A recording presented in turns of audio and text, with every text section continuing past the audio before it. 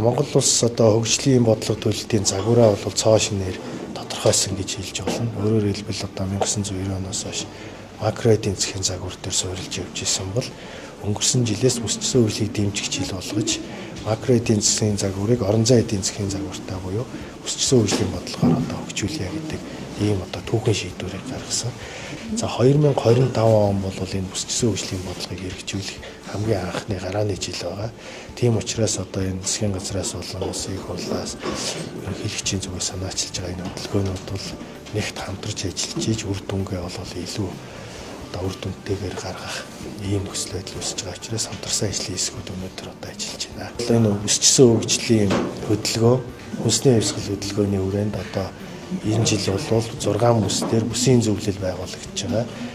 Бүс болгонд одоо үсгийн дарааллаар тухайн аймгийн засаг дарга бүсэд олгоолж тамгын газар болон бүс орон нутгийн хөрөнгө оруулалт хөгжлийн бодлогын хэлтс ажлын албаны хариуцж хийхээр байж байгаа. За энэ дээр тэгвэл талууд ямар зохион байгуулалтад оролцох уу гэдэг асуудлаа өнөөдөр одоо хүнсний хувьсгал хөдөлгөөн, бүсчсэн хөгжлийн хөдөлгөөний хүрээнд үйл ажиллагаагаа уялдуулах юм уулзалтыг хоёр талаас ажлын хэсэг гараад зохион байгуулалтанд ороод ажиллаж байна.